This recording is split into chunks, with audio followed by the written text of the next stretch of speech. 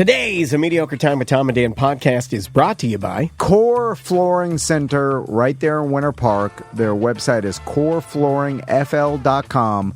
My sister-in-law, Alex, she bought a condo recently. She used Core Flooring to basically do the flooring on her entire house. How'd Corey and his team do?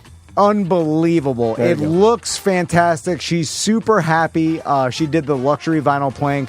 She picked it out at their, they got a showroom right there in Winter Park. Yep. She picked it out. They came. Their install crew was unbelievable. Well, Corey's been working with a lot of the same crews for a very long time. He's got 20 years experience, great ratings online.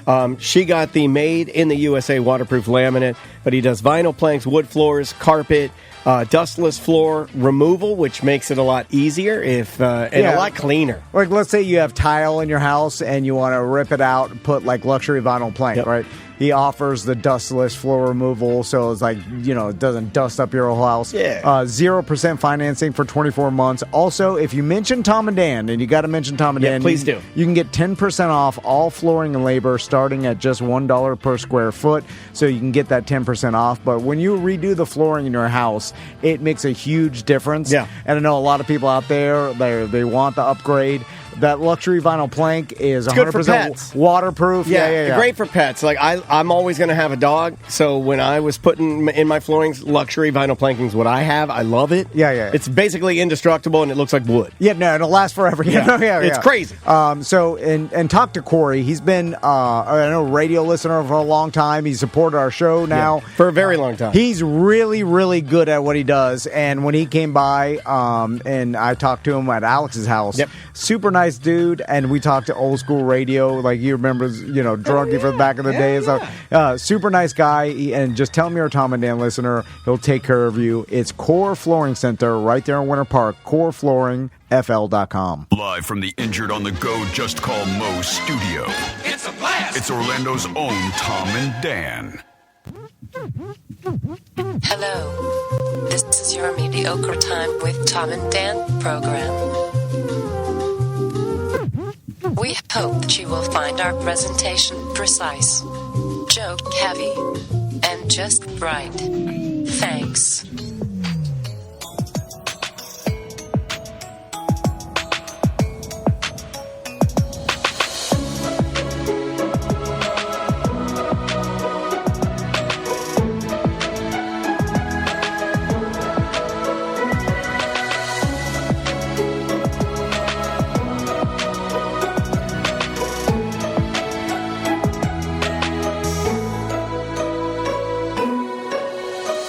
Welcome to the Friday free show of A Mediocre Time. Hey, everybody. It is another A Mediocre Time with Tom and Dan. I am Dan. I'm Tom. It's 4th of July tomorrow. Happy birthday, America. 250. Yeah, 250. Big old 250. Which is actually not that long. Do you like the logo for the 250 with the swirly ribbon underneath it? Is there an official logo? Yeah, there's like an official logo. You see it everywhere. It's like 250, and then underneath it, there's like a red, white, and blue swirly ribbon. I feel like we could have done a little better than that. I feel like AI could have done a little better than that. I'll feed it into AI later and see what we get. So I was... This is OG Tom and Dan today, by the way. No guests. Just us. Yeah. No guests. We're trimming the fat. Yeah. We do have some guests watching us, by the way. Which is weird. You might have seen them on the camera. I forgot that I had one camera open, and I had to shut it real quick so you couldn't see this man. It's a pervert day at the studio. We let all the perverts come in and watch for free. Like it's kind of like the program they have at Publix where they give a kid a cookie. Yeah. Do they still do that? Yeah, they get a free cookie. Yeah. Do your boys still get the cookie at the Publix bakery? They have not. They outgrew it, yeah. They have not asked for a free cookie in a while. They don't like going to the stores or whatever. Oh, really? Yeah. Oh, dude, May, is her new thing now? Every afternoon, online shopping. and she's obsessed with finding coupons, and she uses this app on her browser called Honey, and she'll be like, I got a coupon, 20% off. She's obsessed. Just like her mom. Just like her grandma. Just like her grandma. Okay, yeah, just like Grandma Vicky. That's in the DNA, It's a sickness, yeah. Sorry, Vicky. It's a sickness, though. They're cheap as hell, those ladies. Well, yeah. The cheapness is in my daughter. She's got the cheapness. Yeah. Like if she doesn't like it when I spend money. She'll like if I went home right now and said, hey, I'm going to buy a motorcycle, Maisie'd be like, you don't need that. Yeah. She would say that. Yeah. Oh, my sons would be like, yo, yes, awesome. I know. That's why we should swap for at least 1 week so I can have somebody that would fucking agree with me in my house. We're glad to have you guys. Happy 4th of July weekend. Welcome to the show. And yeah, it's just us today, and we're going to have some fun today. So I was looking up some things about America. It's pretty amazing that we some people know a lot about the American history, but I feel like the most people don't, like, they know the beats of it, the cliff notes. Most of us know the beats from probably just going to school, right? So, and one thing I didn't know is first that the founding fathers a lot of them were young, except for Benjamin Franklin. He was 70, but he's holding it down. George Washington was 44 when the signing of the Declaration of Independence. Hold on, put the camera on you. George Washington could have looked like this. Look at that. Look at George Washington right there. Yeah, it was rougher. There's a rougher living back then. He has a bit of a pomp, does he not? He has a pompadour. He has like a pomp in the front, and then he keeps it long in the back, and like mine. Yeah, we together. I think it was a wig. No, I don't think that was a wig. That was his real white hair. Was it? He was 44 with that white hair too. Well, the depiction of him, he was older. He's an older. You will tell him that fact. You told me that I did not know this either, and I don't think a lot of people. I think a lot of people are kind of like us, that we thought that. Old John Hancock, the founding fathers, they fired up the Declaration, they signed it, boom. And then the next day, George Washington went to his Oval Office and started get to work. Yeah. It was 13 years later after the Declaration of Independence that we had our first president. I guess they lived off, like, constitutional law, like the colonies. It also took a long time for anything to happen back then, but it's like, so we didn't have our first president until 13 years after. So I don't want to hear it about your medical marijuana being legal. Like, come on, man. They take some time. Take some time. You got to turn the cruise ship. Also, like, Thomas Jefferson was 33, and like Alexander Hamilton was 21. I don't like that. You know the song. Yeah. He was rapping. More than ever, I hate Hamilton. More than ever, I hate it. Yeah, you just hate the guy because the I like Lin-Manuel. Oh, you do? I do. Okay. I think he's super talented. I don't like rapping forefathers. I don't like it. My pop-up didn't like it either. Yeah, I'm with it. I mean, look at me. I didn't even show him. Look at me? Do I look like a person that would like rapping forefathers? Like, I knew better to show him because I was like, he's not going to like Was this. he alive? When Hamilton came? Yes, it was. Yeah, Did you know that Hamilton came out the day my dad died? Did you know that? Really? The actual Broadway play. And some say, if you listen at night, you could hear my dad, the ghost of my dad, saying it killed him. Hamilton killed my dad. So I told some BDMs to call in, and we'll see if we get any calls about what people are doing this 4th of July weekend. Well, we asked the guests that are watching us today, and they're doing nothing. This is it. Yeah, they were okay. like, I'm like, this is it? I was like, that is not good. You're going to cook a hot dog, barbecue, some sort of... I don't think one of our guests, I think, has a delicate tummy like me and will not be partaking in a hot dog. Yeah. Is that right? You do... Yeah, gluten. Oh, my God, with the gluten. All right, you fake. Sit there and pipe down. Be quiet. I should have never asked. Didn't your husband tell you that's fake? That's what I tell my wife all the time. He knows. You got to get tested for that. So give us a call and let us know what you're doing. You're going to Seth's 4th of July party. I'm going to go to Seth's 4th of July party, and I'm bringing fireworks as a gift. So, yeah, you went and got fireworks yesterday at Pyrospot, right? I did 2 days ago. I went to Pyrospot, and I mean, I don't know. I think online orders are... I don't want to tell you that you can order online when you cannot, because I do know that those end. But tomorrow's the 4th. The tents are crazy. You got to get on it. Yeah, you got to go today. Go to the tent. Go to the tent. And I know Ross is at the Longwood tent, but there's Eustis and Sanford too. So yeah, I went. I actually met out at the warehouse. Ross told me to go to the warehouse. Yeah, I met Craig at the warehouse. He hooked me up with. I didn't get too much, but he wanted to give me too much because he has. No, I know. Yeah. Some of the greatest fireworks I've ever seen. I saw an old man in there back his truck in, And I think his order, no lie, I think it was close to $10,000. Yeah. Oh, people put on displays. It was an insane amount of fireworks. And he was like, see you next year. He was a regular. I met 2 BDMs that were there. Just so happened there were 2 BDMs in front of me when I got there. That's always nice, too. It makes me, okay, advertising works. All right, good job, Dan.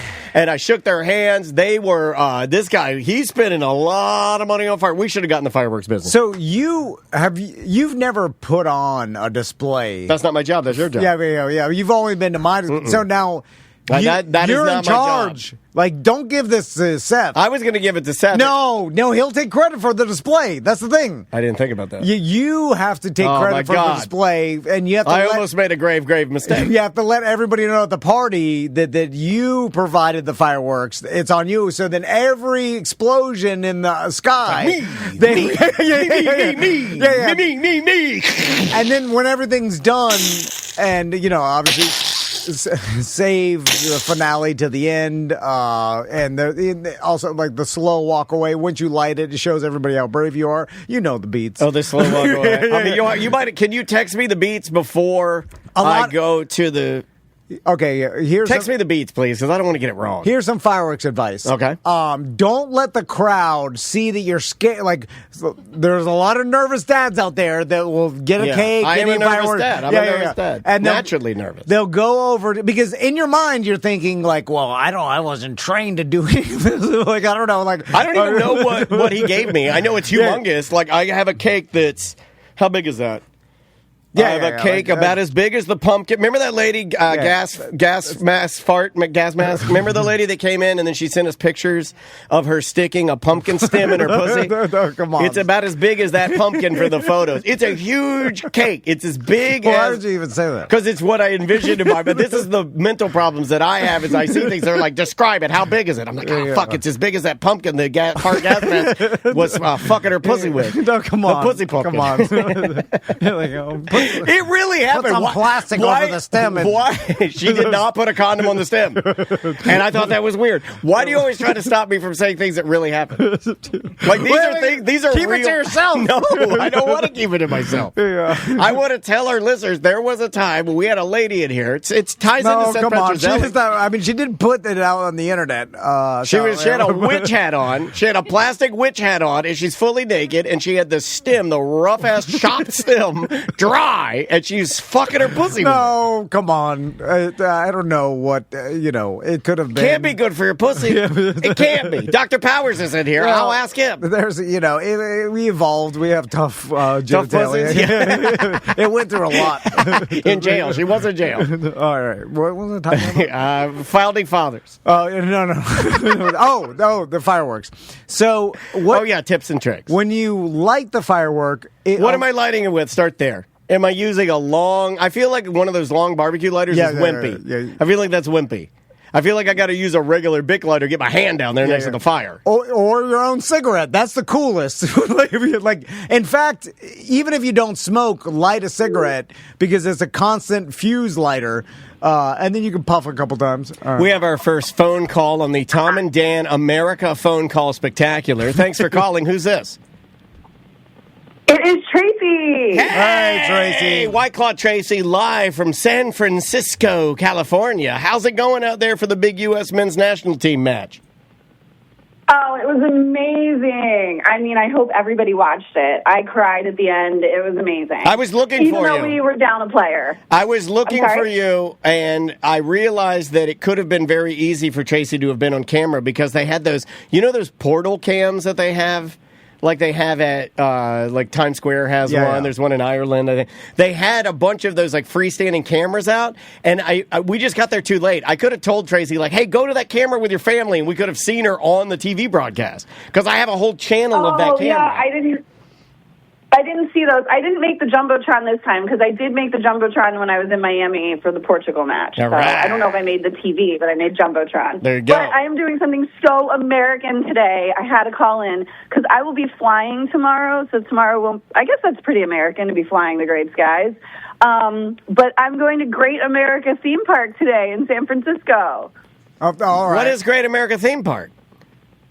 I don't know. It's got roller coasters. My kid wants to go. Wait, it's just called the Great American Theme Park? That is the most generic, specific... Yeah, it's called Great America. Great America? Let me look this up. Tracy, how... Literally just Great America. How was the atmosphere of the match, and were you surprised that they changed the name of Bosnia to Bosnia something else attached to it? Bosnia and Herzegovina? Because I was like, what the hell is this? It's been that way for a minute, man. Well, I don't really know. I think it's two countries combined, so they didn't really change the name. I think just borders have changed, but I could be completely wrong, so please do not get mad at me. I don't know. I just like to call it BIH. It makes it a lot easier. Because I was watching it, and I was like, what the hell Wait, is this? are you sure? Where is this? Are you sure you're going? Because it's in Santa Clara, right? Where you're going?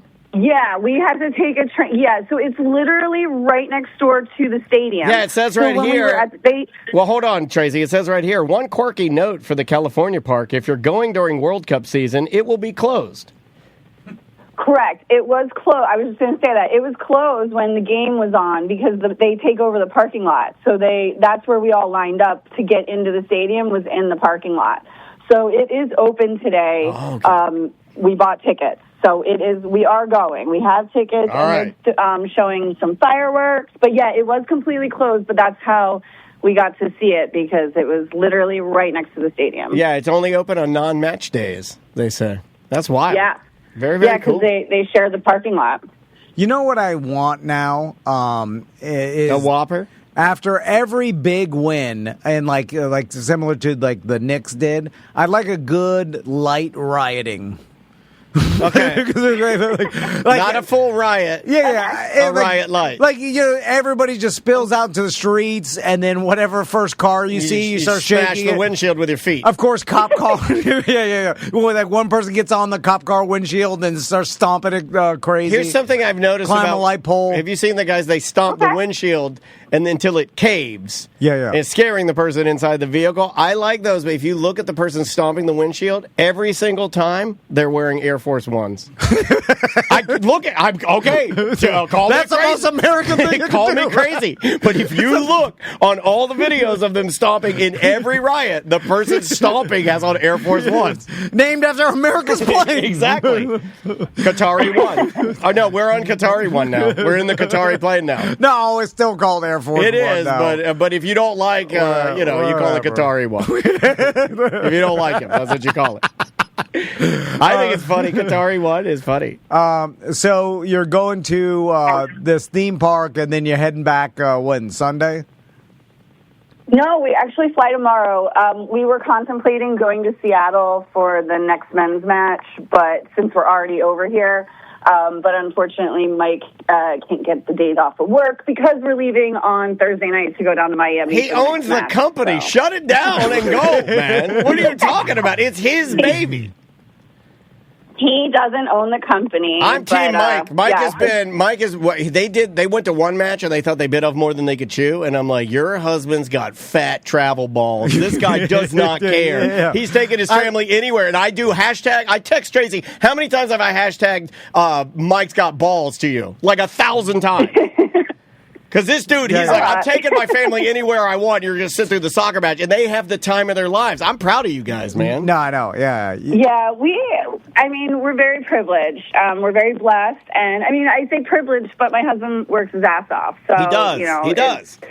Work hard, play hard, right? I'm not trying to share your business, but he works so hard that at one point he was like, everybody's telling me, hey, buddy, you got to slow down. Hold on, I work hard and I don't get anything. You do.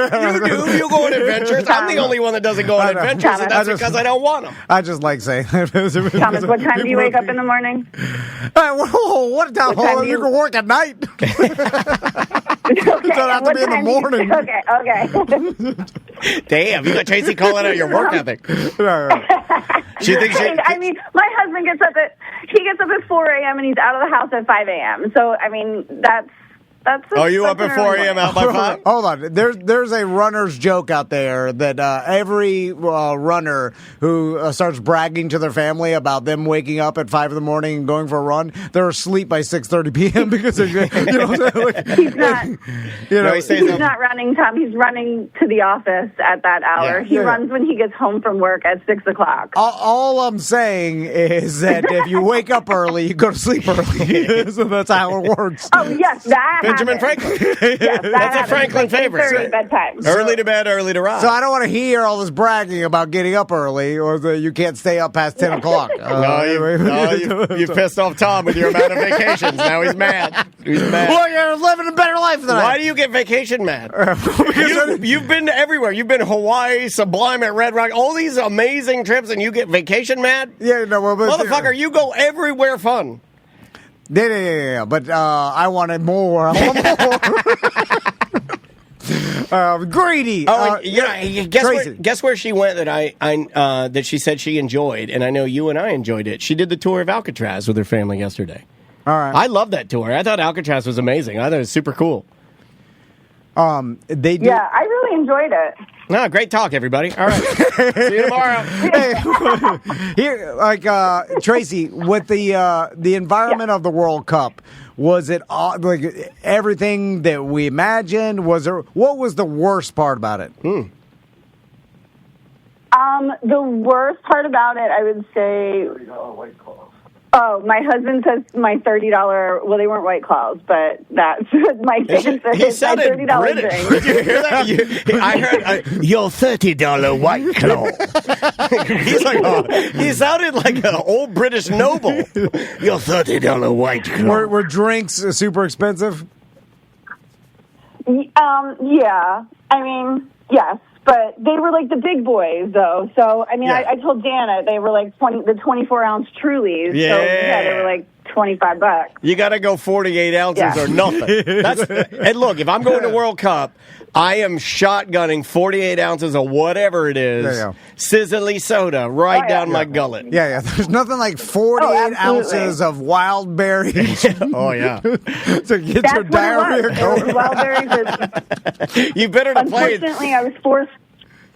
Yeah, I had to drink another brand, not the brands that I like, but, You've been on a plane, you're dehydrated, and you run to the stadium in the sun, you're even more dehydrated. I know what'll fix it. 2 48 ounces. Or 48 ounces of delicious mixed berry alcohol. You're like, I guess this is what wild berry tastes like. It's wild, so it's natural.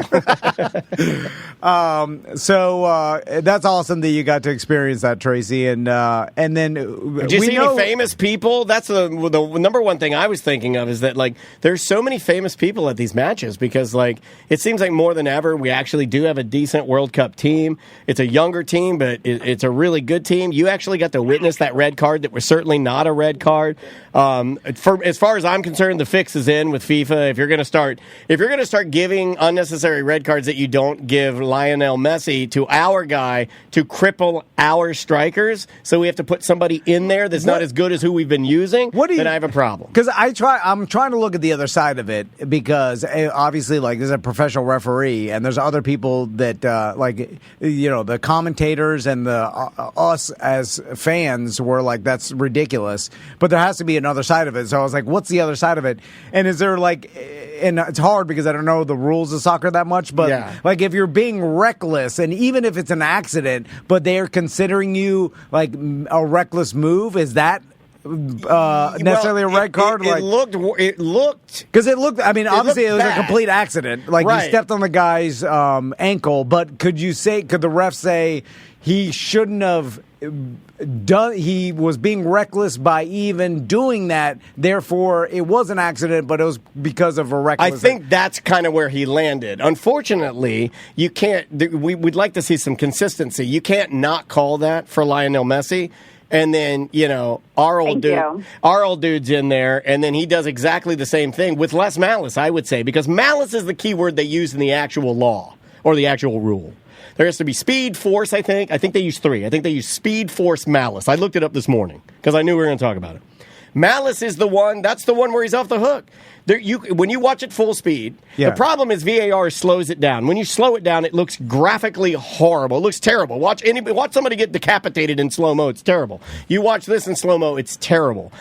But when you watch it full speed, you see that it was a reaction. It was not malice. He was not trying. He was not coming in recklessly to injure the player and play no ball. That was not happening. It's like the equivalent to pass interference in the NFL. Like, you start slowing stuff down, everything's pass interference. Correct. But real time, things are bang, bang. And VAR, now there's a big complaint with VAR because, you and I came from that world. When we were working for Orlando City, VAR was just getting introduced. What's interesting about VAR is now you're seeing people swing backwards. VAR has had so many offsides calls where it's just an elbow, where people are like, let's make it the full body. Let's let him play. What are we doing here? In that Croatian game, we're nitpicking insane amounts of small things because of technology. Croatia had 5 goals called off because of offsides that was literally like an elbow, a finger, a butthole, a toe. And it's like because VAR knew. That wasn't even the intent of it's not in the spirit of the game. The spirit of soccer in general. It's like it's this weird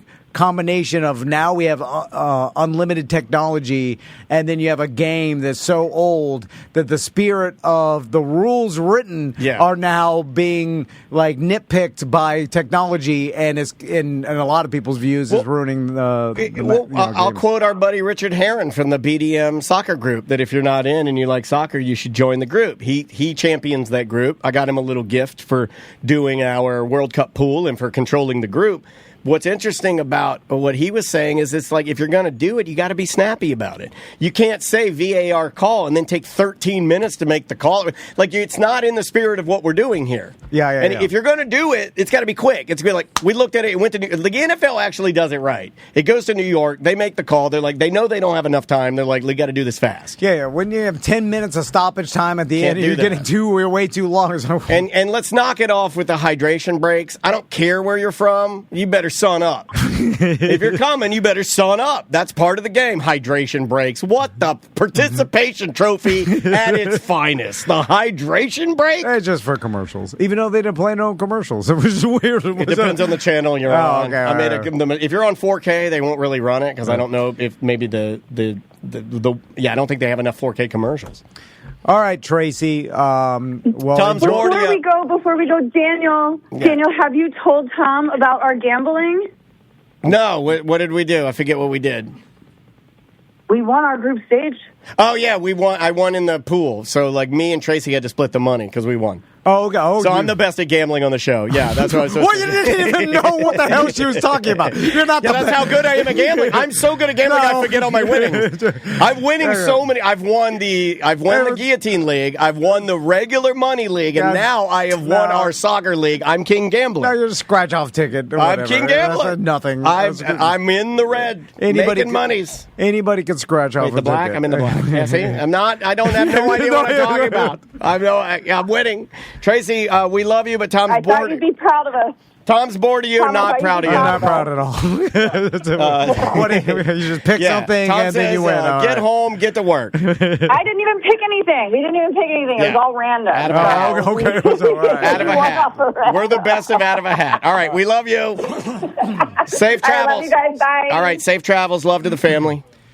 So when you light the firework, you cannot run away scared. Okay, I won't. Yeah. You have to light it because a lot of people's reaction. And I can run now, too. That's a weird thing is I could run now. Like before, I would have no choice but to walk away slow because of my hips. But now I run. Don't do that fast. It's like kind of like a fast dad run. It's a gay dad run. Where as soon as you and it's scared, and don't be scared by when the fuse ignites because that all the audience will notice that. Some dumb people think that's the firework. Oh, there it goes. So you light it, give it one Mississippi after the fuse ignites, and don't whoa, and then immediately, so you light it, Mississippi, then turn and walk slowly towards the crowd. Yeah. Like while Jesse James, and then while it explodes. Monster Garage. Jesse James Monster Garage, walk away. And and you don't even look until you get back slowly to the crowd, then you turn, then you go. And then it's, okay, the couple times that I've seen you do this, let me describe what you've done that I thought was really cool. Tom will ride his one wheel over shirtless, and then he'll kneel, and you'll go to light it, and you'll light it, but then you'll go, and it's a dangerous move, but I think it sells it. The fuse is lit, but then you'll go back down almost like you're going to light it a second time, which I think shows confidence in your light job. Okay, right. That may be because I'm blacked out drunk. Okay, and then he turns around, and then when it goes off, he does this thing where the fireworks going off, and then he turns as if like, what, I lit a firework? Like he doesn't even know he did it. Hold on, I gotta... You've done that before. Let's see. Oh, not that line. We must have line 2. Oh, God, they hung up. All right, they hung up. All right, well, call back. Yeah, call back. Sorry. I didn't get you fast enough. I apologize. I'm going camping this weekend at Wekiva Springs, and I've never been camping there. I'm getting a lot of swinging. Well, there's a medium that went to our Holobox dinner that is actually going there this weekend. He said he booked the same time. And and I realized something as I was loading my RV. I rented an RV from Giant Recreation World. There you go. And and I think I mentioned this, the loader's curse. You've talked about this. Where 15% of the stuff you load, you don't use, and you end up loading it back into your garage. I think it's higher than that, isn't it? Can it be? You've learned, though. You've managed your percentages. Yeah. The 15%. What's the most you've ever wasted? What's the most you've ever done? I've done a full 40% of loading stuff, and I've unloaded it. I'm like, no one even sat in the chair. What about I took 100 miles away and then came back. What about your outdoor kitchen you had on one of the tent camping trips? God. What percentages were you running? At one of the camping trips, I look over and Crystal's putting together a 6 foot by 9 foot collapsible kitchen. It was like a commissary. It had a sink. Remember? It had like a little sink area. It's so stupid. But don't buy any of this garbage that you think, like, we fell for everything. And then it's like... it's the dream. You love the dream. We're building a like goddamn a IKEA house outside. And it's like, this is not camping at all anymore. We're building a goddamn kitchen.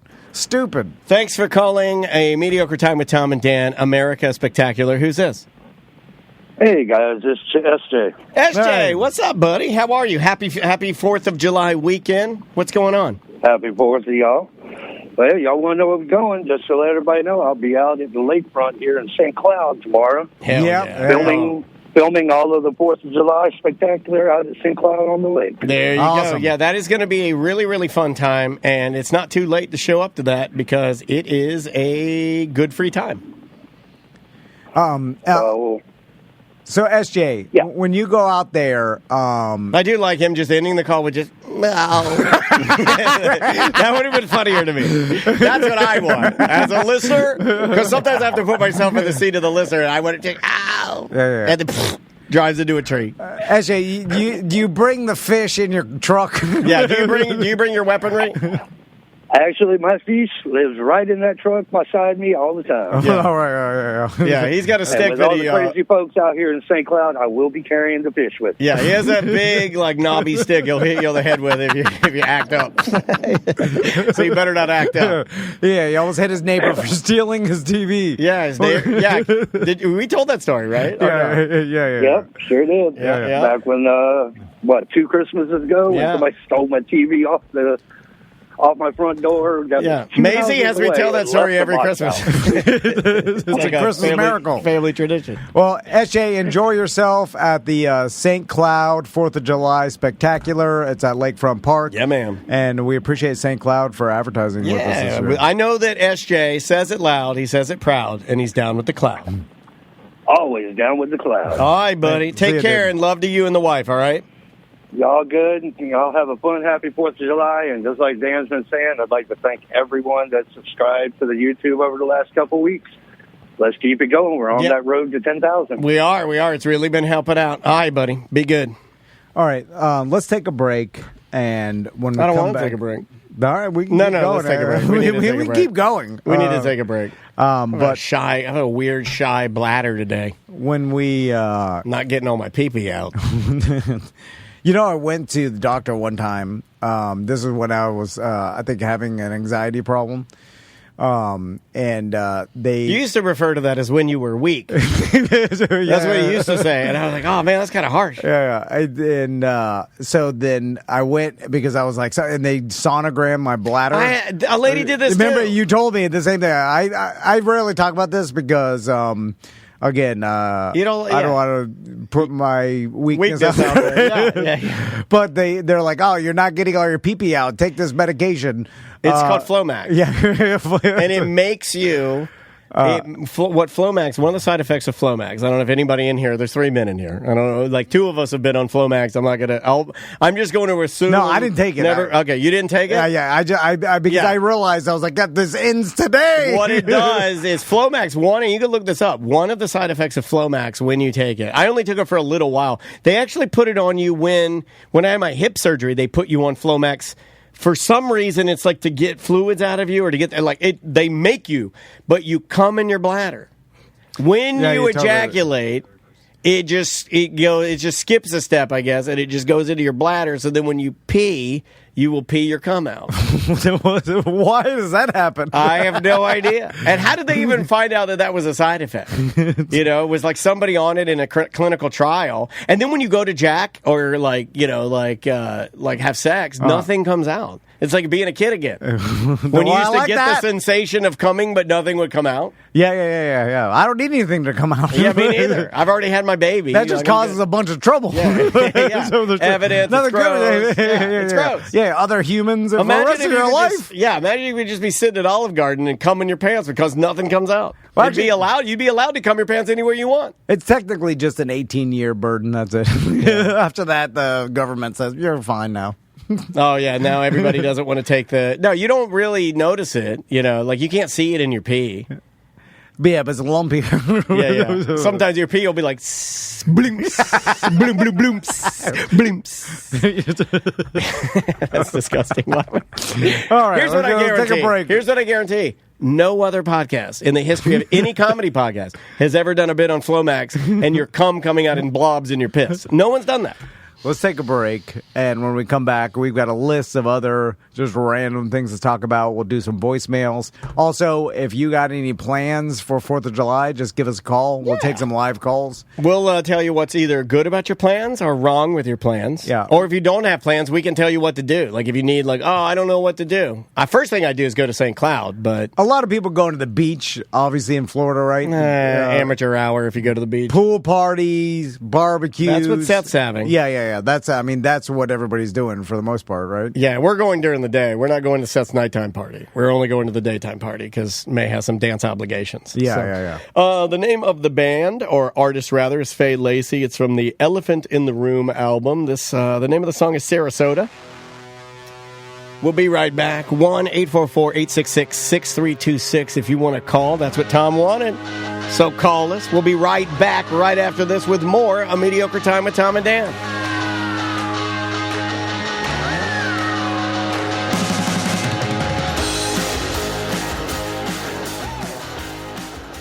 Oh, buddy, Bearcat alert. Yeah, we are out of Bearcat, and I know why. And I'm not villainizing this man, but Ross has been drinking all of our Bearcats when he comes in because they taste delicious. Now, if you are looking for a premium THC beverage that has great flavor, there's your proof. Yeah. We're out. It's all gone. Black cherry. That's the one that he likes. He'll suck them all down. Yeah. They are Ross and Ram Davesy approved.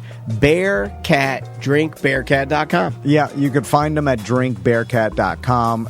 They'll deliver within Florida. They've got, here's the locations: Gravity Tap Room in Orlando, The Good Pour in Winter Park, Legacy Wine and Liquor in Sanford, Rock Brew in Sanford, One Utopia in Claremont, Their Facebook page, they're always putting up like, hey, we're out at this event. Come out and taste it. Like, they do little taste tests. They're lady-owned, so that's pretty cool, too. It is, yeah. They're local, and there's 5 milligrams of Delta-9 THC and 20 milligrams of CBD. Yep. Also contains a mushroom blend of all types of really good mushrooms. Lion's mane, turkey tail, chaga, taurine, and B12. So it's super mellow. Like, I drink Bearcat on ice when I'm floating in my pool. It's a pool drink. Yeah. It just, if I don't want alcohol, I don't want to be dehydrated the next day, whatever. And it's super mellow. And for those of you, feels fancy. For those of you, like, you don't need a card for this. No, like they sell it to anybody. Obviously, you have to be 21 and up. But you don't need your medical card, and you can, if you want to dabble in THC beverages, Bearcat is a delicious option for you. It's a great way to start. Yeah, if you're, let's say you're quitting alcohol, but you still want something to float around in the pool and feel something, I would suggest you try a Bearcat. The flavors are great. Black cherry, blood orange, pineapple, both are delicious. Use this discount code BDM420 when you check out, and you can save 20% off of your order. So if you're ordering it and you want to get 20% off, BDM420 is the code. And they have limited availability for shipping across the United States, so check on their website. But their website is drinkbearcat.com. And again, try it. It's awesome. We love Bearcat, and they support us. Again, drinkbearcat.com.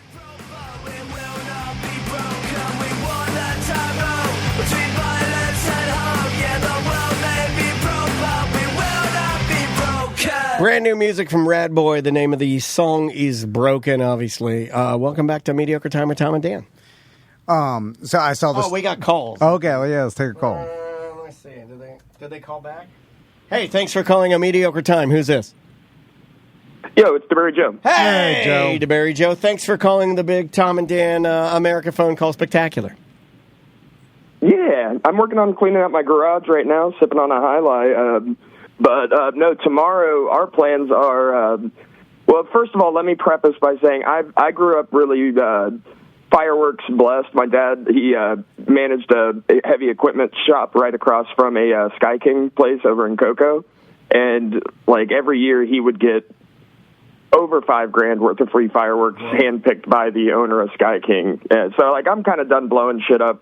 But, no, tomorrow we're going to float around in our pool all day. And then around 4, we're going to our friends Leah and David's. David is a Psalm 3, and he's like going to do like a super fancy wine pairing and a whole fish dinner. Do you know what a Psalm 3 is? A Psalm 3 is 2 times gayer than a Psalm 1. Yeah. That's not America. What the hell, Joe? That's French. You're doing French. You're doing French celebrates America birthday. Yeah, the wine in Psalm 3. I am a Psalm 3. Okay, all right. We will see fireworks across, because they're on the water. Across the river from that is the River Dog, like small time baseball park, and they're doing fireworks. Hey, we do that. I live in the water. I watch the fireworks. I am in Psalm 3. When you do a wine party, I hate wine parties. Like, okay, because I get too drunk. I get fast. I get a hot belly. I start sweating at wine parties. So I didn't tell everybody this because I didn't think the Science Center wanted me to advertise. But I went to. I know this story. He shit his pants at the Science Center. no, I didn't. Yeah, he did. Yes, he did. No, I didn't. Yes, he did. Right there in the dome. I didn't. He was making. When in Rome, shit in the dome. That's what he was doing. I went to the Science of Wine with Crystal. Yeah. Who knew that the part of the science is it lights the fuse of your doo-doo? First, everybody was like dressed up more than I told her to dress up. Yeah, would you have a By My Fingers Pyrospot shirt on? No, I had I had a collared shirt, but people were dressed up like going to a wedding. Like, did you have a headband on? No, it just Crystal felt like she was underdressed because what was she wearing? Like she was just looked nice, and I was like, no, it doesn't matter. But Crystal's like, people go to the prom in here anyway. right? So because there's free wine, so I started drinking free wine. We need to dress up like we were at the prom because there's free wine. That sounds accurate. And I had a lot of wine, and I forgot how drunk wine gets you. It gets you. Yeah. Like, because next thing you know, like, you're sipping wine, you're sipping it like you sip other alcohol, and it's not the same. It comes for you fast. Yeah. You know, especially red wine. We've done a. Yeah, go ahead. We've done a few like wine parties at his place. He just had his 50th birthday party and did like a really crazy he wrote up like pages per bottle of wine himself. It's really cool. But like me, I've found I've got one mullet redneck dude that him and I we bring beer and we like sip a little wine and then we just drink Yingling in the back. No, it's fine. Drink whatever you want, man. We're just giving you shit. Yeah, we're just fucking around. Oh no, fuck yeah. Well, Joe and but those are my plans. Enjoy your 4th of July weekend. Yeah, man. Do people take Monday off, or do they take today off? We're taking Monday off. Yeah, I know. But I have today off. Yeah, I've learned that everybody takes Friday off. I think Andrea's off today. A bunch of people asked us if we were going to be, doing the show today, but we're actually taking Monday off, and the BDM show will be on Tuesday morning with Ross. But I like a Monday off more than a Friday. I don't know. I do too. Yeah, because I fuck off on Fridays already. yeah. Friday's already a half day off. Did I say that out loud? That was the math everybody's doing in their brain, right? Everybody's like, I already fuck off on Friday, and I also fuck off Thursday afternoons. Yeah. Because Wednesday is the last productive day I think Americans work. Is Wednesday afternoon, and we're hungover on Monday. Yeah. We're always hungover on Monday, so basically it's just Tuesday, Wednesday. The world is run by Tuesday, Wednesday. Yeah. And I like having a free Sunday, because normally we got the goddamn work on Monday hanging over our heads, so our Sundays can't be now, do free. you party Sunday night? Yeah, that's what I want. And then you recover Monday? That's my morning drink day. If I do any drinks at 8 a.m. on Sunday. I do love drink. Man, Joe, you know me. You listen to the show probably more than anybody. You know I love morning beers. There's nothing fucking better than... I had a dream that Coors Light for the longest time was selling... They're selling these Coors Light cans that are 3 feet tall, and it's a 30-ounce Coors Light. And I got it. I've gotten in line every time they've tried to sell them, and I'm never going to get one, but I try every time they release them. Because I have a dream of freezing that beer ice cold in my garage fridge and then going down to my scooter garage or my car and everything, my little happy place. And at 8:30, when Maisie's leaving for dance, I'm like, see you later. And me and Dansby are out there, and I'm drinking a 30-ounce big Coors Light, 8:30 in the fucking morning, man. That's my favorite part about your camping trip, dude. Getting up and making pancakes for Andrea and cooking the breakfast and doing everything, and I'd have a fucking ice cold. I'm talking so cold it would hurt you the first sip because it's been in an ice chest of ice water. You take that Coors Light out, and then you stop at 1:30, 2 o'clock, and then you feel like shit from that point until like 10 p.m., and then you're okay. Yeah, I know, yeah. It's the stopping that you're good at. You have to stop it. Yeah, I'm not good at the stopping. Well, all right, boys, I got to stop y'all. My girl just came in her swimsuit and told me it's time to go swimming. I got to let y'all go. Happy 4th of July. Love y'all. All right, go eat that pussy. Yeah. Don't call it a swimsuit like an old man. My old lady put her damn wading suits on. Thank you for calling the Tom and Dan Phone Call America Extravaganza. Who's this? What's up, Tom and Dan? This is Bugman Charles. How you guys doing? Bugman Charles, we're getting all the regular suspects today, buddy. Our team. It's almost like they're the only ones listening now. Hold on a second. How can this entire company run off there's one group of our team? I think, you know what? I'll have it queued up for when we're done with Charles' call. Yeah. I want to give Charles, respect. Yeah. But I have an our team voicemail that our buddy Shart and Randy left. Okay. And I would like to kick that around next, if you will allow. Yeah. So I feel like Bugman Charles is going to have the most American 4th of July plan, because so far we got some San Francisco bullshit and then some Salmonier party. So mean to Tracy.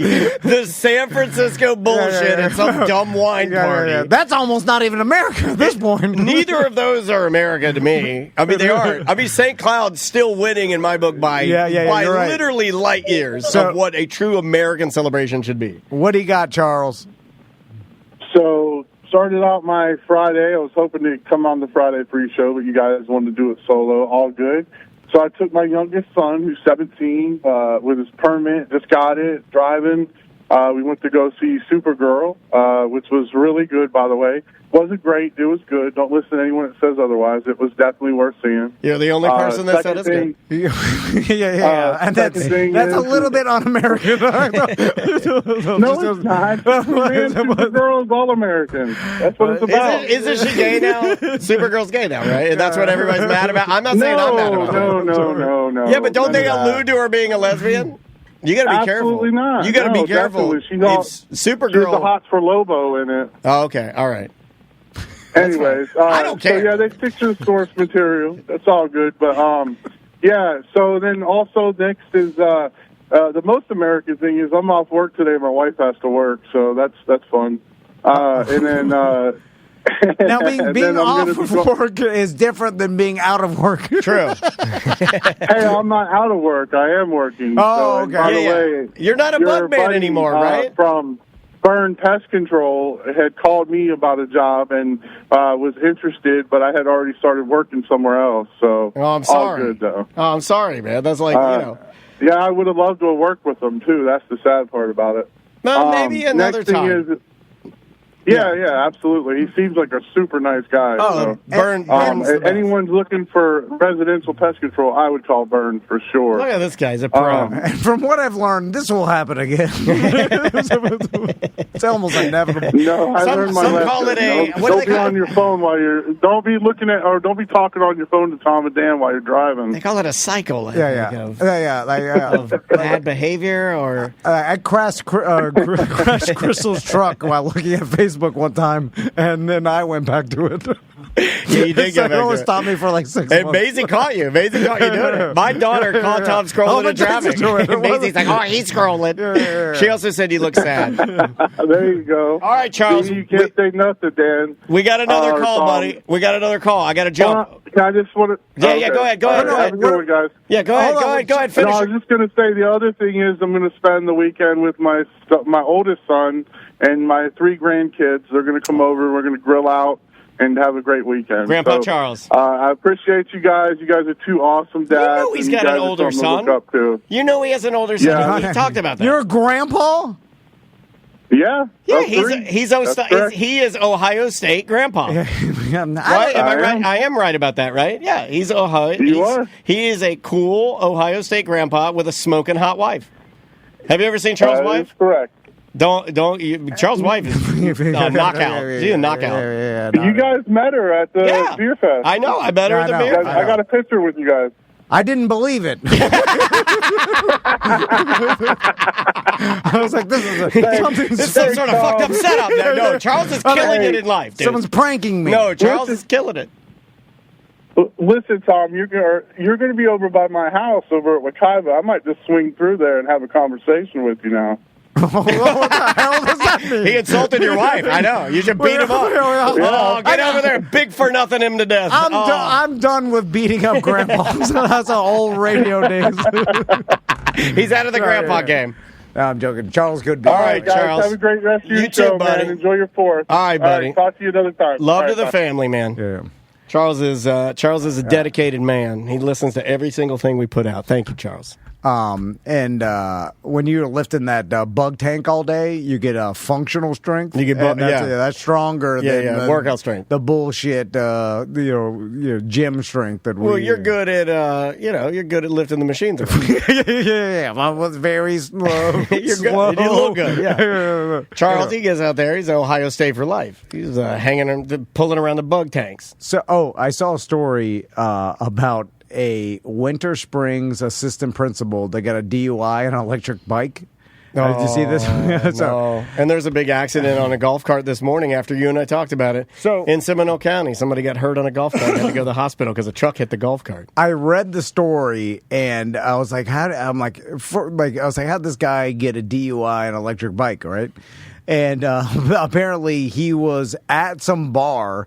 And I guess he took the electric bike to the bar or whatever, and then I think it was like belligerent, and so they stopped serving them and they kicked him out. Yeah. And then somehow they'll rat you out. Somehow, no, it wasn't even that. Somehow, like a cop was on scene or like around, and then offered him a ride home instead of like he was telling him don't drive, whatever. And the guy denied it, and then the cop left. And then later on, the same cop saw the guy driving with a 6-pack of beer like, on his bike. I've done that on my scooter so many times. Yeah, and then they arrested him for DUI. I've never thought about that. And on that scooter sitting out in front of our studio right now, because it's got the flat floorboard, a traditional style, that's a 1959 Vespa, but a traditional style Vespa has a flat floorboard. Yeah. You could put anything there. I could put Dansby there. I could put 6-pack of beer. I could put a 12-pack of beer there. I have put a 12-pack of beer there. And you can get a DUI on anything that's mobile, right? Now you can. Like even a fucking horse. We talked about it before. Like you're not allowed to ride a horse. Although I would not, if I were the cop, I wouldn't do that. Because I think that's stupid. Yeah, I think this guy... I'd get the hell out of here with your horse, go home. Like, this guy probably would have got away with it if it wouldn't have been for the bad luck of that same cop seeing him later. You know what I'm saying? Yeah. Like, also, my argument with the horse is that the horse isn't drunk. Yeah. And I don't believe that horse is going to go walking into 436 or running through a... You see what I'm saying? You need to... That horse isn't going to do something like flooring a Tesla into a daycare. Okay, I get it. The horse isn't going to do that. Yeah. It's not. Yeah. And this... God, I sound like Tom. If this there's a difference between an e-bike. The problem is they call e-dirt bikes e-bikes. And dirt bike people hate that. An e-bike, a standard e-bike has pedals, and then it's like it assists you. But I hate the pedals. And if I had an e-bike, I'd want no pedals on it. I'd take them off. So my question is, did this guy have an electric dirt bike, or was it an e-bike with pedals? Because that makes sense. I want to know for the embarrassment factor of an assistant principal driving around an electric dirt bike and being seen by other parents or people in the community that know him. Isn't that kind of embarrassing? If it is an electric dirt bike. Like, you have no business. Like, his guy's older. He's in his 50s. Like, I tell by his picture. Okay, slow down just 1 second. Are you saying that you would prefer him to have pedals or no pedals? To have pedals, it's less trashy for a 50-year-old man to be riding, like, if it's a regular bike that has an electric assisted bike. Yeah. That's fine if, like, for a 50-year-old, but the electric dirt bike, like the...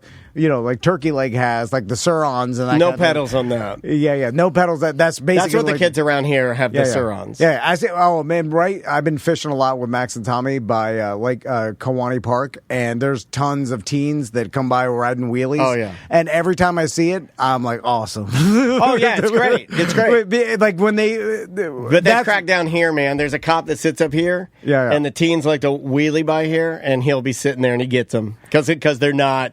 It's starting to, you can feel the decline. Yeah, and it's your fault. It's you all did it wrong. We've had more cops in Baldwin in the last 2 weeks. They're really cracking down. But my first instinct is it's awesome. Oh, it is awesome. Instead of the old man instinct of, you shouldn't be doing this, it's reckless. And I wonder when that will fade, because I feel like eventually I'll get to the age where I'll look at that and be like, "Oh, you're being dangerous." It would change instantly, right? Like if you were fishing and one of those kids like lost control of his wheelie because a car pulled out, and then he like slammed into you and your family or hit Tommy and Max, you'd be like, "Well, I hate this now," and it would be that easy for you to hate it. Yeah. But he's so good at it. The guys impossible here, to crash. And you could see the transformation. It's crazy. It was no helmets, right? And you'd see them. They were wheeling everywhere, no helmets. Then you started seeing the kids with the full face, like motocross helmets, like you had. Yeah. And they're riding all of those. Now you see all of those, and they're still wheeling it. And now you're starting to see less and less because there's a cop right up here. Yeah, they're writing tickets. I don't know if you've even seen him. He'll be up here or he'll be at the front of Baldwin, and they know the repeat offender. There's one kid who's a repeat offender, and he lives behind me, and they know who he is. Yeah. I think we get another call. Let's see. Not on that one. Thanks for calling. Oh, no! You hung up. So, Daniel, tell me about Old Sauces. Oh, that's my friend Old Sauces? No, I'm kidding. I was sitting there with my daughter. I'm the chef in the house, especially for her taking food to dance. So I got to make like some sort of like mini meatloaves or crock pot chicken or a bunch of steak or a bunch of pulled pork or something to send her with like a protein to dance and eat. Okay. And it can get very boring and get very tedious to try and find different things. Well, I tried to introduce my daughter to Heinz 57 on chicken or pork. My mouth's watering right now because I love it. I love Heinz 57 on a pork chop. It is like a nostalgia flavor that if you gave it to me right now, it elevates my day 62%. Like there's something in it. I'll give you my go-to meal for nostalgia. It is a pork chop fried. My mouth is just so wet now because I'm starved. It would be a boneless pork chop, maybe a butterfly pork chop, fried in a pan just gently until you get a nice little brown on it. I need a side of Uncle Ben's wild rice. I need lima beans, and then a big blob of Heinz 57. Okay, the steak sauce. I'll trigger myself. Like, I'll cum my pants if I eat that. That is my go-to old What is that made of? Heinz 57? Yeah. I'll have to figure it out, but it is... Because I used to eat Heinz 57 ketchup. Okay, Heinz 57 ketchup. Heinz is the corporation. Yeah. Heinz ketchup is ketchup. Heinz 57 is their... It's like a derivative of ketchup that has like Worcestershire sauce in it and maybe some mustard in it. What is it, A1 or whatever? A1 is their biggest competitor. Now, ask you to leave the fucking show. fuck A1. But it's the same taste. Okay, WH, my uncle who sold the go-kart with my dad, and then my dad lied about the cylinder being cracked, and then it ruined the deal. WH, who worked the tobacco market in Virginia. Yeah. WH Williams, I guess he's my cousin.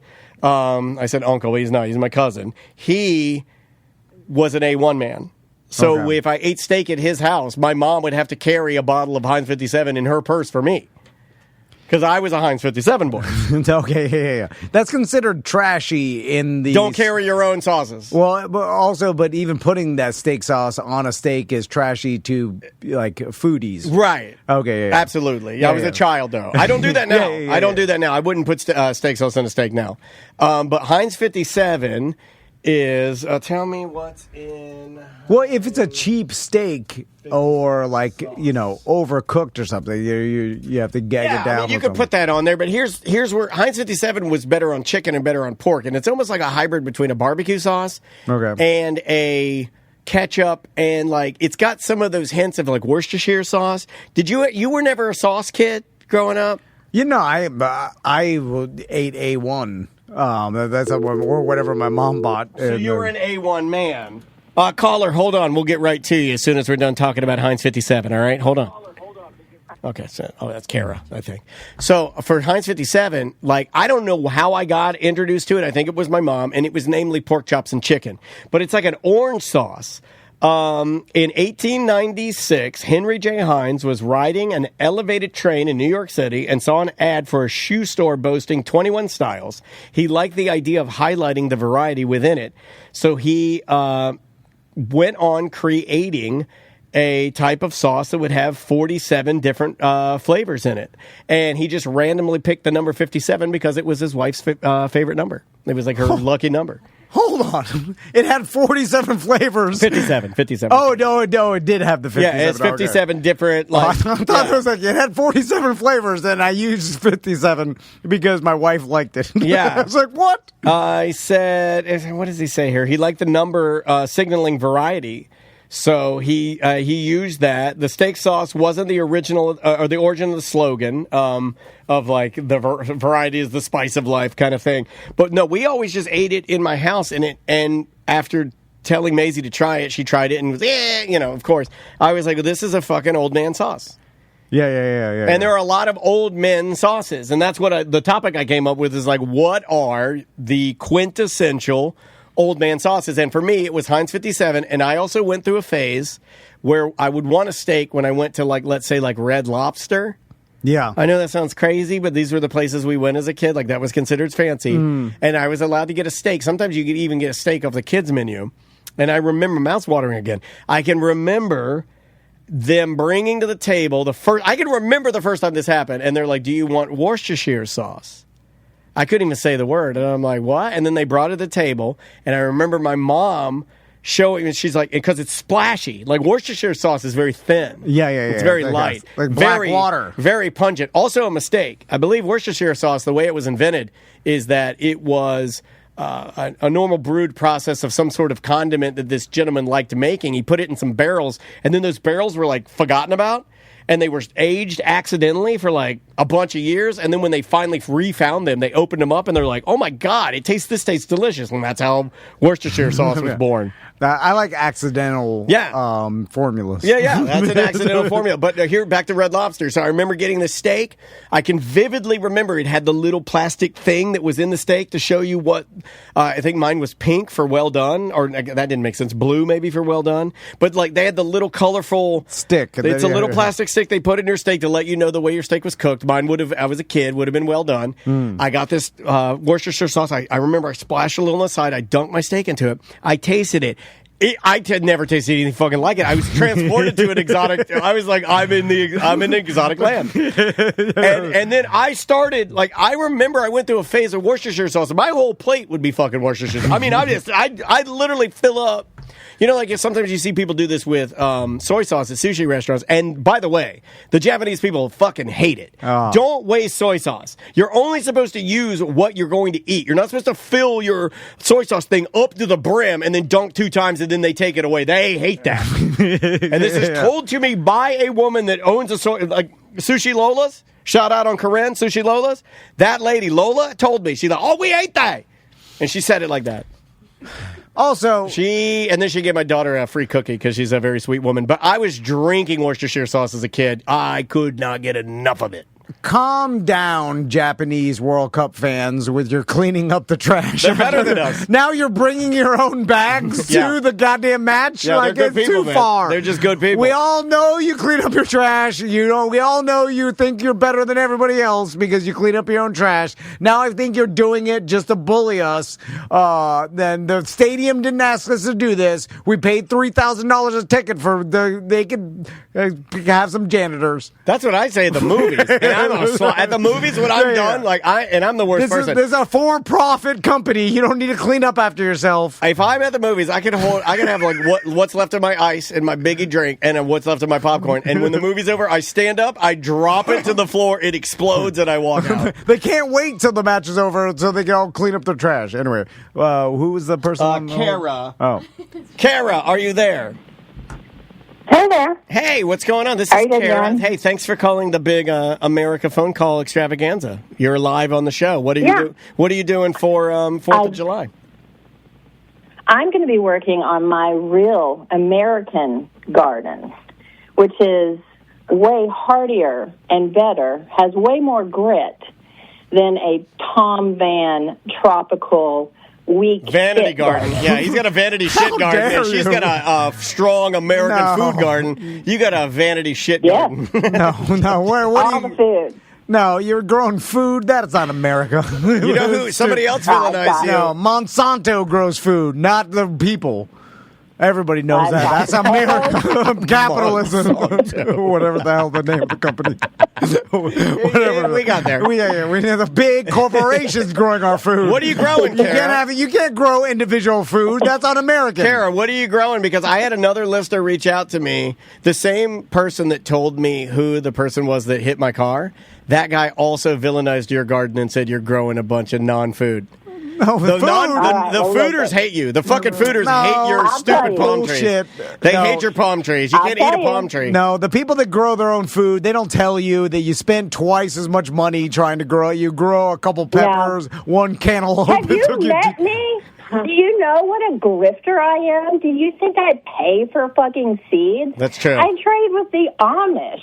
Yeah. Are you kidding me? Yeah, she takes advantage of the Amish for my garden. Yeah, I believe her. You get one cantaloupe. No, she's got 2 big cantaloupes. A couple cucumbers. I'm going to post pictures. Pictures. Please post pictures of those cantaloupes. I've been waiting for them. I've got peppers. Sorry, James. Cantaloupe, watermelon, onions, potatoes, okra, pumpkins, goddamn pumpkins, all the peppers. What is this, Halloween? Put a condom on it. Do you put a condom on the stem, Kara, or do you run it dry? No one needs pumpkins. We've got pumpkins. How come and the bugs eat everything? How come you villainize the food? Like normally, I would see you making the argument that it's nourishment, it's harder. You like the harder stuff. You're going camping, for Christ's sake, man. No. My backyard looks like a resort. You see, right? Not now, but in it kind of looks like Baha Mar right now. Fucking Baha Mar. In 2 weeks, I got the Miami Corp delivering a bunch of palm trees. There's a bunch of Chinese people in Tom's yard eating all the turtles. Baha Mar. Anyway, and because when you grow food, it looks like shit. Like everybody that grows food in their backyard, you're like, what the hell's all this shit? Like you can't tell. Like, oh, there's potatoes under there. Like I can't see underground. We put a sign. Yeah. Like Animal Crossing, you put a sign. This is where the potatoes are. It doesn't look like an awesome resort. It looks like the goddamn end of the world. I also have a field of sunflowers. You've got a roadside attraction. You know, it looks like Rick Grimes visiting some other base. and then you have a bunch of shit growing in the corner. And you're like, old man with one leg. Yeah, it's some guy sitting around with a bunch of people's heads in a fish tank. All I know. It doesn't give you no matter what you say, my garden is tougher than your garden. Hands down. Always will be tougher than your garden. No. You ever see how weak an actual potato is? Maisie loves potatoes now and has started making her own hash browns on the weekends where we have to grade potatoes and then we have to dry them out. You know, like, because that's the secret to doing the hash brown. Yeah. You know, you do the hash browns like you do at Waffle House or any place. The potatoes, you grate them, but then you got to almost dry them out. It's almost like if you want to do fried rice, you got to boil the rice, spread it out on a plate, and then put it in your refrigerator for like an afternoon because it's got to be drier. I did tell my family when we were all sitting around because Crystal is now outlawed screens because it drove her crazy. Oh, my phone turns off at 6:30 now. Yeah, I like that. Well, no, basically they can only have it 2 days a week because she had a mental breakdown. The boys were just addicted to every waking moment of the summer. There's a screen. Well, were they? I mean, yeah, of course they were. You saw it. I mean, you're there. I don't know. I like that he's like, Crystal is assuming they're on their screens all the time. I don't know what's happening. I didn't do anything. I'm like, they'll do anything for it. They'll steal my radio for it.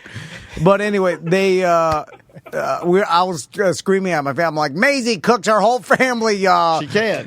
Dinner, awesome dinner. You're going to make them hate. They hate Maisie. And then Max is like, I'll cook the family dinner, and he cooked grilled cheese sandwiches. They were grilled cheese sandwiches. I'm eating Funyuns and grilled cheese. Hey, that's pretty awesome. Like, Maisie cooks homemade hash browns. Yeah, no, she can follow a recipe. She likes cooking, though. It's like her thing. It's what she enjoys doing. I want to get to this voicemail because this is super important, and it came through yesterday. I believe Sharding Randy sent this, and I think this is a good one for the Tom and Dan Phone Call America extravaganza. Okay. Let's try this one right here. What's up, T&D? It's Sharding Randy. Listening to last week's Friday Free Show with Mr. Seth, I've always wondered if there was an Our Team Royal Rumble, strict by the rules, Seth starts in the ring, and one by one you send out members of the Our Team. Could we beat Seth, or would Seth beat everybody? I don't know the whole cast of characters as well as you do. I'd like to think maybe like an EJ Concrete Mike combo might be able to take him out, but I also feel like he would knock a lot of us out with one punch, me included. Let me know what you think. See ya. It's one of the best questions ever to be asked on our program, I think. So the only way that any member of the R Team could possibly have any advantage is because Seth may be afraid that they have some sort of disease he can get from their blood. Right. So when an AIDS killing scenario. them. Well, do you understand how Royal Rumble works? It's not one-on-one.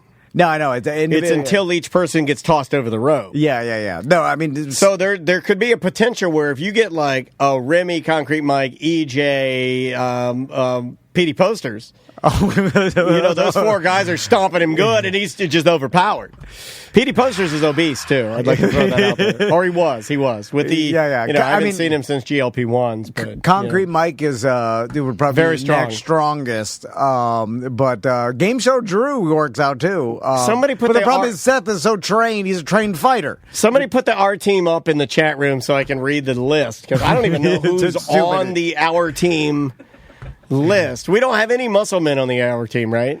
So you think next time Seth comes in here, he's smaller than he's ever been too. He's not big Seth. He's good shape Seth. He also doesn't fight anymore because there was a while. Big Tim Murphy lays on top of him. The weight advantage is a thing, but the problem is you'd have to be able to get to the point where you're laying on top of him.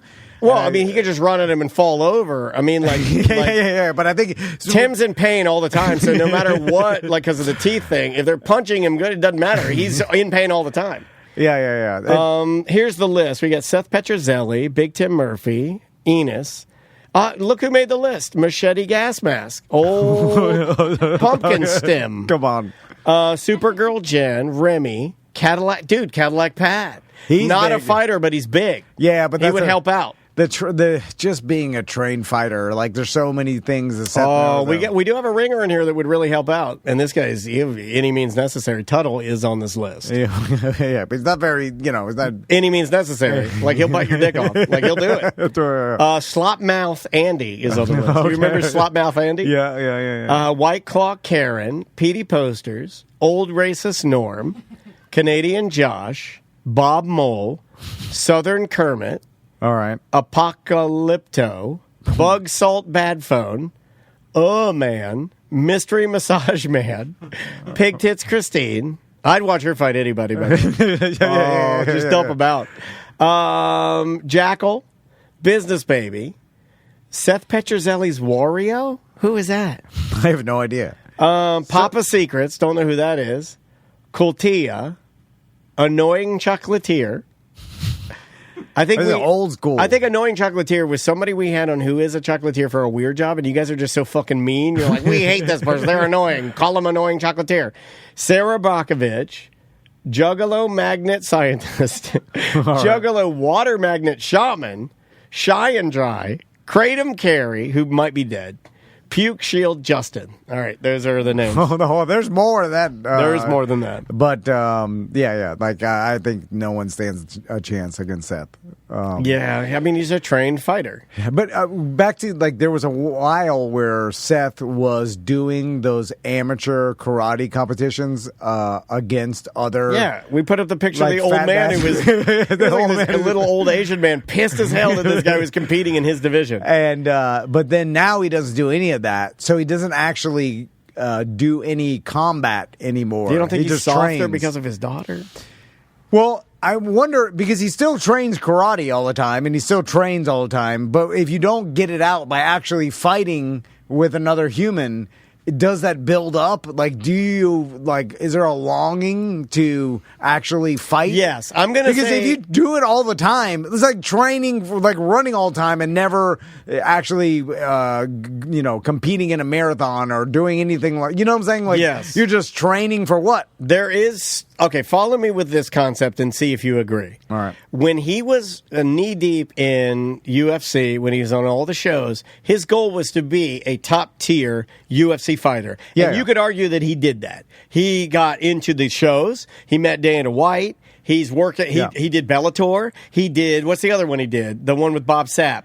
I can't remember. It's like that kickboxing, but he did Japanese. He did a lot of reputable fighting organizations. Now this also was UFC fights. He did UFC, real UFC fights. But my point is, when he was doing that, he wasn't as much of a hypochondriac because, and this works for me. He was exercising top tier there. He was only fighting and training.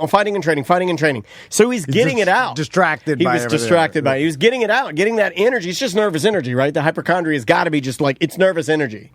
It's not a real problem that he has. It's just, yes, you think your heart is doing that because for some reason you have an overload of something in your body and you feel that, or maybe you are even creating that, but it's not real. It's not your heart. Your body chemicals. Yeah, it's fight or flight.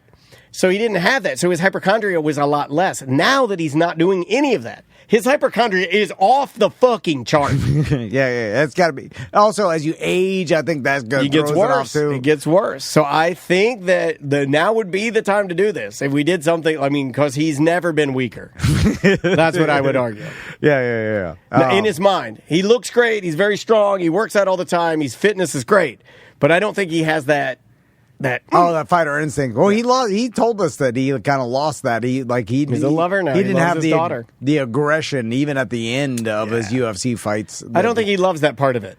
No, he didn't. He loves the training. He loves the discipline. He loves all of that. But when you get in there and you start punching each other out, he's like, I can take it or leave it. Yeah, you didn't want the anger and the aggression you have to fight another human. True. When you're both trying to beat each other up. EJ says, I would like to roll with Seth. We can set that up. Yeah. We can set that up. I think EJ took 15 jiu-jitsu classes. You're going to make him sad now, but I like you're bullying him. I like that you're bullying him. And I'll eat every Whopper you bring me. There it is. How was that? Well, let's talk about that. It's delicious. You ate a Whopper for the first time since... You probably haven't had one since you and I had one. Yeah, and it's been like 9 years because I'm I don't often eat Whoppers, but I'll eat one because I think to myself I'll just exercise it off later. Yeah, even though I have been exercising less, so like all this stuff is coming to fruition. Well, you get a sweet spot where it doesn't matter. Yeah. It's been so hot I can't run. I'm like, God damn, too hot, and I'm like doing a lot less than I used to. What is your family's go-to fast food if you had to pick one? Do you have one? They like McDonald's. Yeah. I mean, Maisie does too. Max doesn't even eat meat, so he gets a fucking every time we go there, I have to ask. I tell the person. And by the way, I wonder how many times they hear this because every time they're confused. But I'm like, just bread and cheese. And they're always what? and we've gotten one time, and this is because of Crystal. You should take a picture of what you get every time and do a blog about it. One time we got a plastic. This is true. We got a plastic container with one slice of cheese inside. Well, and that was it. What you asked for. It's like what? Like why? Did they put the bread in there? No bread. No bread. Yeah, it was just a plastic containter. And I was like, I've never even seen this plastic container. Like, where the hell the guy got it out of his car. He's like, I gotta put this in something. Just with one slice of cheese. Like, why would I order this? But I guess they're always confused by it. But that's what Max eats: a fucking bun with cheese on it. That's it. But he loves the fries. Fries are delicious. And he eats the fries. Yeah. With Tommy, he hates fries. And then, my whole family is weird. I can't just order, just give me 4 number ones. You know how jealous I am of regular families that have regular used to drive diets? my dad crazy because my mom would always want something special. My dad's like, just get a single without cheese. God damn. Everything's got to be custom. Crystal's ordering. She's like, hello? Telling you, okay. Yeah. She's explaining this bun, I want lettuce, tomato, no meat. Okay. And they're like, no salt. Like, no meat. And then it's like, oh God. And then she's like, I have a food curse. I'm like, I don't think that's it. EJ's asking, because Dr. Powers was here this morning doing a little segment for ACT for Monday. EJ asked, what did Dr. Powers say after I left? He was asking, who's that fat guy? And I said it was EJ. No, he didn't say anything. No, he just thinks it's weird that you stop by and drop off 2 Whoppers. And then just waste your own time. He's like, why is that fat guy wasting his own time? And I'm like, I don't know. He loves it. Yeah, he's our friend, apparently. All right, let's take another break. Yes, sir. And when we come back, we'll finish off the show with some voicemails, some emails. Yeah, got a couple of things. We got a bunch of stuff. The name of the artist, Bella Porch. I think that's how you say it. Porch. It's got an A in there, so it's longer. The name of the song is My Boy. We'll be back with more A Mediocre Time, a big 4th of July weekend edition. We'll be right back.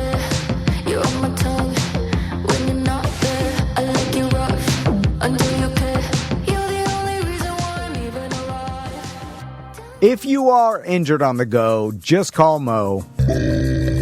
JustCallMo.com. Sign up for his VIP program because he's constantly doing awesome their restaurant meetups, chicken parm meetups, events for charity. He's obsessed with chicken parm. And you can benefit because he'll just go crazy and he'll be like, I bought this restaurant and I want them to serve all of my friends chicken parm for 5 hours. He does events year-round. Yeah. He's doing a Mo Comedy Jam in Tampa. Yeah, Side Splitters Comedy Club in Tampa, which, by the way, Side Splitters Tampa is considered by a lot of people in comedy to be like one of the greatest in North America. Yeah.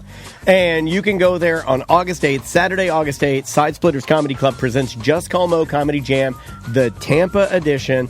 This may never happen again. You know, like, who knows? Because normally he does these in Orlando, but I know he's trying to get bigger in Tampa, and he wants you to come out and have a good time. And here's the thing. It's free to sign up for his VIP program, and he'll send you, like, a black credit card with your name on it. It makes you a Mo VIP. It's pretty fancy. Yeah. And then you'll get emails and get invites to all these free events that he puts on, all the events he does for charity. And really, Mo will take care of you, and he's got your best interests in mind. He does. And I know for BDMs, a lot of BDMs have called him, a lot of BDMs. With really stupid questions. Yeah, but have helped, he's helped a lot of BDMs.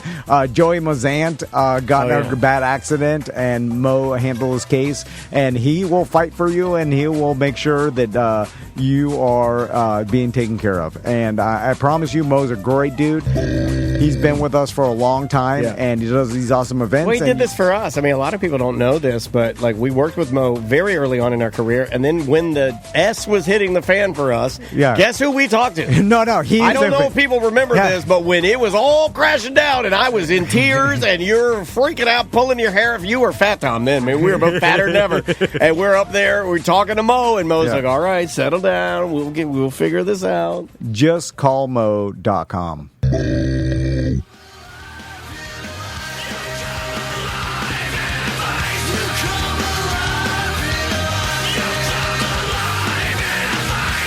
Brand new music from Vice. The name of the song is, Vice. It's Human Issues, the band. God. Welcome back to Mediocre Time with Tom and Dan.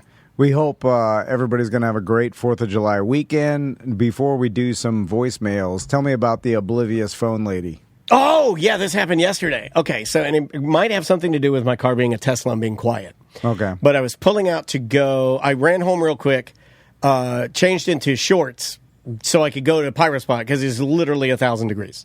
Yeah. So it's like it is hot outside. It sounds crazy to do that, but if you want to elevate it's an easy thing to do. If I just walked from here outside down, got in my car, and I'm drenched in sweat. So I'm like, fuck it, I'm wearing shorts. I go home, I just put on a pair of shorts, jump back in the car.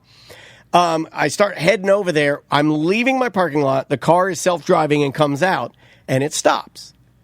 And it always stops at regular traffic signals and everything, but it's just frozen. It sees a lady walking down the sidewalk who's almost in my peripheral, and my car is programmed to give precedent to all bystanders. And I like pedestrians. That. I love that. Have right away. Yeah, right. They absolutely do. So she starts walking, but she's walking really slow. By the way, I hate the pedestrians have the right of way. It does not make any sense to me. Yeah, I know you don't like this. The bigger object should have the right of way. Yeah. So I agree. So I'm sitting there. So she walks in front of me. Like, she gets to the edge of my car, and then she walks in front of my car, and I'm just sitting in my car, and I'm just waiting to go. She stops directly. I'm talking directly, like if you were to say, hey, lady, line up in the center of my car. She did. Okay, all right. She lines up in the center of my car, and I'm just sitting there. And I'm like, we're just kind of sitting there, and it's, I don't know, 5 seconds goes by. And then, like, 6 seconds goes by, and then she reaches in her pocket and gets at her phone, and she's, like, looking at her phone. And then I'm like, is this bitch having a medical emergency? Like, what is happening? And she's just in front of my car. And then she starts using her phone, like typing a message. And I'm like, I'm waving my hands a little bit, like, hello, you're directly in front of my vehicle, like right in front of me. And she just starts texting. I put my window down and I go, hello. And she's called. And she had no fucking idea. She's just lost in her phone? Literally no idea that I had been, it was 30 seconds if it was a second. Yeah. It was an excruciatingly long amount of time to pause. She had no idea that there was a fucking car I'm talking from a foot away. 2 feet away. I didn't understand. I had to call Andrea and have her talk me through that. I was like, what's going on here? Was that a medical emergency? She was one of those like workout older ladies in all the yoga pants and everything. And she had like big fake tits and like you could tell a lot of work done on her face. And I was like, is she being held together by pain pills? Like, what's happening here? She's like, oblivious. It seemed like medication though, dude. Like, honestly, it seemed like a step further than being oblivious. Like, you've done this before where you're on your phone and you'll forget about this was 30 seconds of purely me like, hello, like nothing happening. Well, a little bit of medical marijuana will make you zone out. There's that. And then it's just the phones in general. Like, people have walked off high things. Elevator shafts. People fallen into holes and stuff looking at their phone and stuff. So, like, it definitely happens. I wonder if it, like, in Europe, if it happens a lot because they don't, like... Do they use their phone less? Are they less addicted to their phone in Europe? I'm sure it's the same. What about in Asian countries or Indian countries? Yeah, it's higher usage. But in Europe, there's a lot... Like, they don't have the guardrails that we have here in the United States. I know you love that. Stuff. Yeah, I do like that. But I wonder if that causes a lot of people to walk off into the goddamn... Parisian canals or whatever, or other things that, because there's no... You think you're fancy using Parisian? You think you're fancy, bitch? Thank you for calling Tom and Dan. Who's this? Oh, this is Jimmy. Hey, you guys still recording today? Yeah. We got to do this until we... I saw Tom's message on Facebook. I just, what are you doing for 4th of July? So I thought I'd call. All It right. started raining here down in Naples. It's nice to hear from somebody that's not one of our normal hangers-oners. Jesus Christ. It's nice to get somebody fresh in here instead of these old fuddy-duddies. Add Naples Jimmy to the list. Yeah, put him on the list. I'm Grady Seasons. I'm on Twitch all the time. Grady Seasons. Okay. Well, now I thought you were Naples Jimmy. Yeah, you're just I won't pretend like I'm some new guy. You're confusing me. You're just another hanger-on. Tomorrow's 4th of July. I just want to say 250th. This is great. I work for the city now, so I got a government job, which means I get today off. So that's why I even forgot you guys were on. Congratulations. Congratulations. So what are you doing for 4th of July? Tomorrow I volunteered, so I get that time and a half on the holiday for the 4th of July parade. So I'm there at 7 a.m. till 11 a.m. So oh God, volunteering, that's the most un-American thing you could do. Yeah, Americans don't volunteer. It's the parade, getting paid for it. Hey, I'm the one of them grand marshal, maybe 12th in charge, but I get to be on 5th Avenue and 3rd Street. So that's cool. It's a good position. So that's really cool. What do you expect? How many people are you expecting at your parade? It's a smaller parade than our Christmas parade. We get like 150 floats for Christmas. This will be 50, probably a lot of political people. Everybody's running for Congress. I love politics. More, please. Yeah. Is there a locker up Thunder float? Here. I like that. I love it. I don't know. I got to get another beer. So, hey, I'm going to go and listen to the rest of the show. You guys, hey, happy 4th of July, guys. Same to you, Grady. Take care, buddy. Yeah. Okay, calm down a little bit. My God, get off the cocaine. Wow. I know where to go. 5th Avenue is where you get the coke. You having a freak out. I've never done cocaine. No, I haven't. I think this year, 4th of July, I'm doing it. At Seth's party, in front of all the other parents. I've done Adderall, and I feel like that's close. So I feel like that probably is count coke. I count that. I said I feel like that probably is coke. It's not close. I had always heard that you take a little bit of the cocaine and you dust a little bit of it on the head of your cock. And it makes you last longer when you're fucking your mamacita. Right? That's what I heard. I heard you pull the skin back and I don't know how you dust it. Do you just put a little stack of it on there and then you just kind of rub it around like you're putting chalk on a Q stick or something? I don't know how you do it. It numbs it up. You be like you like made the motion cube? like you're shooting. Like no, we're not injecting anything. Yeah. Like you have to mix it with some water and make it into a paste. No, I'm not pasting my dong with cocaine paste. Yeah. It's expensive too, so I feel like there's a little bit of a waste. Right? Yeah, I think so. Yeah. Because then when you run out of cocaine, you're like, there's a residue on my dick. Yeah. Then like, you know what you have to do. Suck my dick and spit on my mouth. All right. Let's do some, let's end the show with some voicemails. All right. Voicemail messages, 1-844-866-6326. You can leave a voicemail message like this one right here. What's up, guys? Ben with a Y here. Hey, I'm Team Dan when it comes to people dinging and messing up your car, and here's why. in my younger days, up until my probably mid-20s, I just had crappy cars. And the first nice car I got a Honda Accord. It was a 2-door coupe. It was used, but it was in mint condition, and it had suede seats, and it came with like rims on it, which is something that I've always wanted to have in a car, but I would never go out and pay for on my own. And it was a nice car, and I had it 2 weeks. 2 weeks. And I touched base with a friend of mine that I hadn't seen since high school, and he was a big church guy. He's like, hey, you got to come to church with me, And I was like, all right, I'll go to church, So I go to church.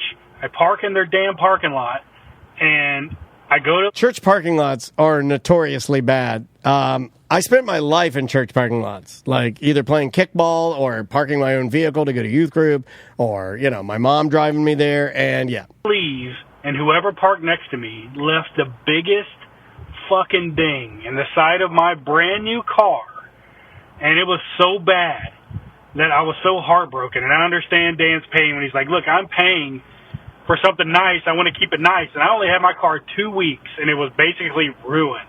Like, I got the ding out, but you can never get, like, the little tiny ding. I got the bigger dent out. I got the scuffs out the best I could. But I always knew it was there.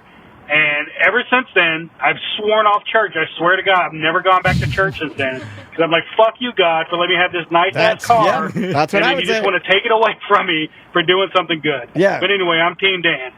You would think God would knock that shit off at his parking lots. He'd be like, oh, you know what? I appreciate you guys believing in me and doing what's virtuous and right. So here's what I'm going to do. In all church parking lots, no dings. Everybody else, you can ding crazy, but in church parking lots, because you're good and virtuous, no dings. But that's not what he does, because he doesn't exist.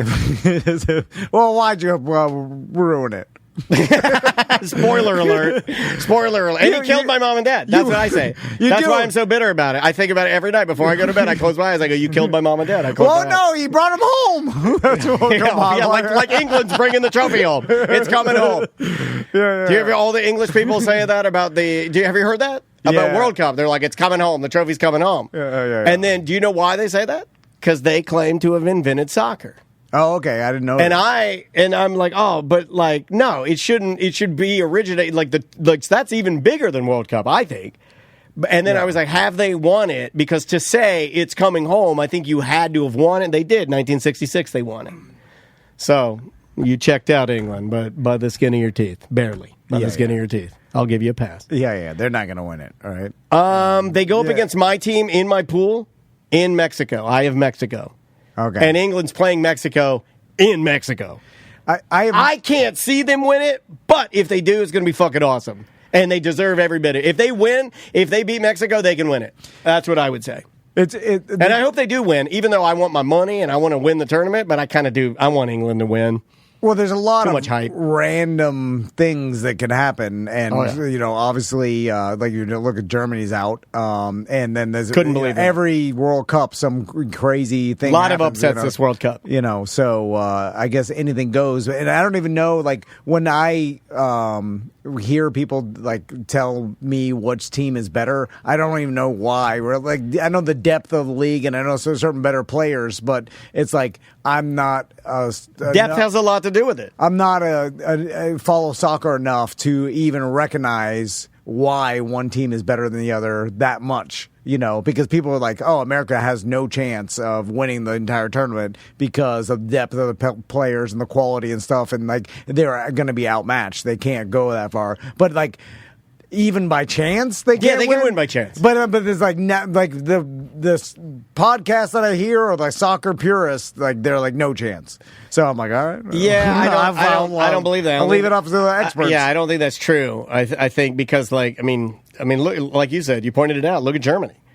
Yeah. Every game they played was not a true German performance. But it's not what we're used to. They're like, you could beat a team that's better than you, but you can't do it over and over to get to. But you don't have to. You only have to do it this time. They're discounting the opposite side of like randomness. Yeah. You can't say there's no chance when it's like when there is a chance. There always is a chance. That's why I hate it when people speak in absolutes about that. It's like because Miracle on Ice. There's a reason they're using the Miracle on Ice to advertise our team this year. It can happen. It has happened. If it hasn't happened, then I'll give you it all day long. You can say they're absolutely not going to do it, but it has happened. What's the biggest? So, I mean, I'm putting you on. You don't know. I may know. What's the question? The biggest surprise team that's ever won a World Cup. I could tell you an EPL would be Leicester City when they won the league. That was amazing. People are like, what the hell? Where'd this team come from? I don't know about World Cup. That's a great question. I bet Claude would know. What's the greatest World Cup winning underdog? Right? Yeah, that's right. In the past, 16 years, it seemed like there's been surprises, but not like, oh my God, I cannot believe this. It's always about the people are like, okay, there's 16 teams that can win it, and one of those teams won. Okay, there's another Miracle of Bern, West Germany at the 1954 World Cup. Was considered not a other strong contenders. They say Uruguay in 1950. Yeah, see, Uruguay is how big is Uruguay? Do you think my Uruguay is very small? Hey. So now that's the 50s, and modern times, we have way more information. Italy 2006. That's the biggest one they're saying in modern times. Okay, in 2006. Italy didn't even make the tournament this year. That was my biggest upset. Like even before the tournament happened, I'm sitting there and my wife's getting the Panini cards out and everything, and because we were doing the sticker book. Yeah. And she's like, Italy didn't make it this year, and I'm like, how? What? I mean, that's a random. Now we know what that feels like too. We didn't make it last World Cup. We know what that feels like when you're watching the World Cup and nothing's happening because you got no team in it. Yeah, that's right. USA wasn't in. Fuck that. That 4 years ago sucks. That sucks. So look, I'll take what I can get. But our family, they ate up with a damn World Cup. Let's do one more. One more. All right, I'll give you. They'll let you choose. All right. You can do mini docs, sign within a sign, or car voicemail. Guess, what do you want? Number one. All right, we'll go mini docs. I knew they would choose that. Also, it's the Barry Joe again. I'd like to tag on an addendum or an addition to the Stop Tom Van from saying mini documentary petition. I also think I don't need to stop it, but I think we should stop, we need to take a break from saying Don Don, because it's starting to sound like Don Don, not dawned on. I don't know if Tom actually knows what it means anymore. Oh, he thinks you say, instead of it dawned on me, you've been saying it dawned on me. Oh, Don Don? Instead of it dawned on me, you've been saying, it dawned on me. Dawned on me. Hey, it's me, dawned on me. Like you go to the Asian massage parlor and you lay down and you're like, oh, dawned on me, please. Oh, dawned on it good. That's sit on it. Dawned on in South Korean, it's to sit on it, you say, dawned on. And do I know where the term it dawned? Let's see what he says here. Or he said it so much, and it's becoming again, I think it's just, it almost sounds, I think of Dondi the elephant who died of a toothache, then my teeth start hurting, a little bit of a hypochondriac. Let's just, or maybe even just let's do a deep dive on Don Don. But it's been, when you say a word so often and it starts not making sense, I have a ton of these because I have as I'm getting older and I look like this, I'm getting sloppy Southern mouth. Yeah. And I'm starting to my dad used to say sludge hammer and wrestling. I'm starting to fall. I don't know if it's what I'm just becoming. Maisie caught me saying wrestling the other day. Yeah. And I wasn't fucking around. I wasn't being funny for my dad. I said, hey, wrestling's on. And Maisie goes, wrestling. And I'm like, oh, shit. She also has been clowning my phone. Look at this shit. I have an OtterBox case on my phone. What's wrong with a standard black OtterBox? Oh, no, you got a big, thick 2013. I got a grandpa. I got a grandpa phone case. And Maisie's like, OtterBox. You got an OtterBox. You know what Fuck you, Maisie. The other day, someone called me out on this, and Crystal hates it. Don Don? No, I'm a yeah. Yeah, I do no. Yeah, I do it too. I'm a and Don's big. Yeah. It's got a big crunch and a big taste, and it's big bite. And Crystal tells me this, and I do it subconsciously, and I mean no disrespect. It's the ultimate yes and. But someone was this gentleman the other day was fucking with me. They're like yeah. Like you yeah a lot. Like you. Who said that? I don't let people fucking clown my ass. You say yeah. I say I'll fuck your mother. What the fuck are you talking about? Because you want me to slap your fucking face? It seems like you're putting off that you already know, and that person is wasting their time. No, you're reading too far into it. No. But that's what I'm thinking, though. You cleared it up. And then but I don't even know I'm doing it. But and I'm like, oh, I'm sorry. And then I found myself. I'm like, and then he's explaining more, and I'm like, I already know. When he's explaining something I already know, and I have to hold it in like a sneeze because I'm like, oh shit, I'm gonna do it because I want to say why don't you just put your hand up? You know what I like to do? Somebody say that they're like, so what you need to do with your motor? And I just take my finger and I just gently place it on, and I'll touch their mouth. I'll gently place my finger on their mouth, and I'll be like, shh. I already know that. And I find that that's less disrespectful. I have to stop saying yeah because I do it to Crystal all the time. She starts telling me about something with the boys, but you already know it. So how else are you supposed to signify to her that you already know it? Well, saying yes 3 times is the international symbol of saying I already know what you're fucking saying. Save your breath. Yeah. I almost did to you. I don't say I love it. Damn it! You can do it to me all you want. No. You can don me all you want, baby. I'm here. Well, I'll give you a don. Yeah. He continues a little bit more. A song, I think. If now when I hear don, I just hear don, and I don't actually hear don like Tom is intending, and now it's starting to not make sense to me, and I'm starting to wonder if it's don Tom that don doesn't make sense. Has this dawned on anybody else? Okay. No, you had to write that down to execute it. You know what, DeBerry Joe? Your calls have gotten better. I'm going to give him an award. Most improved caller. Like, he really does. He gives great calls. So I want to try to I like trying to figure out where sayings came from. So it dawned on me. So morning. Okay, yeah. So I imagine dawn. I imagine that because it's also meant to. It's an expression that it all of a sudden surprised you, or like you figured it out. Now I'm on loss again. Where am I? Oh shit! I'm trapped in words. Help! I'm trapped in words. Because I'm talking it out, and I'm realizing that this doesn't make any goddamn sense. But where the fuck am I right now? Oh my god! Hello, Don.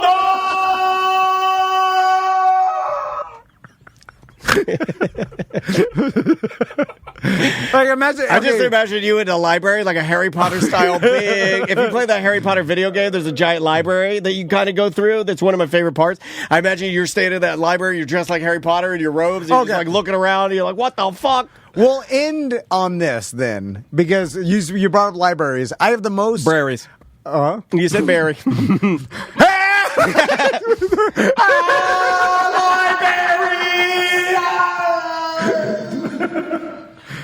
So trapped in the library. I was looking up interesting facts about America, right? Yeah. Because it's America 250 tomorrow or whatever. I'm there. And I found a fact that I still don't believe to be true, but AI says it's true and Google says it's true.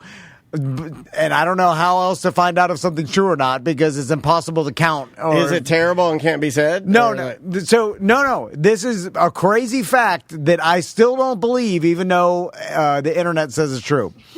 So, apparently, there are more libraries in the United States than there are McDonald's. That seems insane, right? And that can't be true.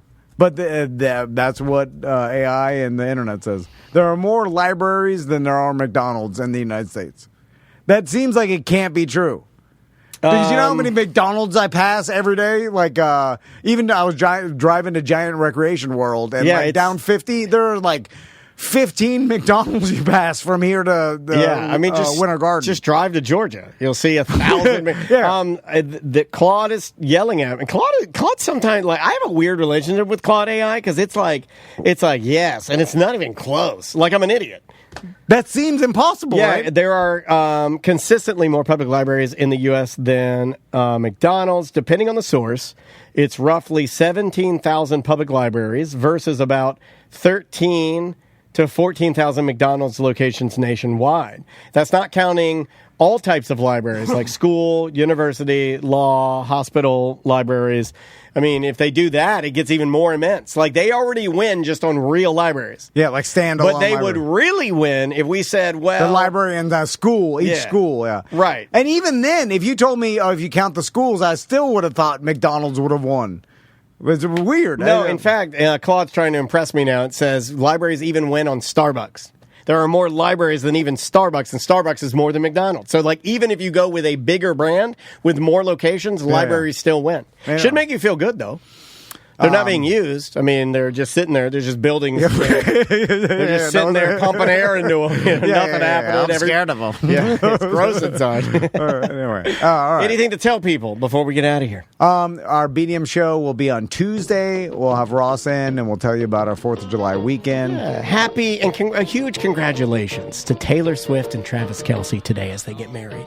Oh, today's She just left the apartment, like literally 5 minutes ago. She left the apartment to head to the venue. Man, I was convinced. Fairy tale. At the beginning, I was convinced that this was just a whole business thing. Could still be. Between the NFL and the marketing thing, but apparently not. Yeah, they look happy. I mean, they look like they're having the time of their lives. Also, he's a giant and she's small. So tiny hole.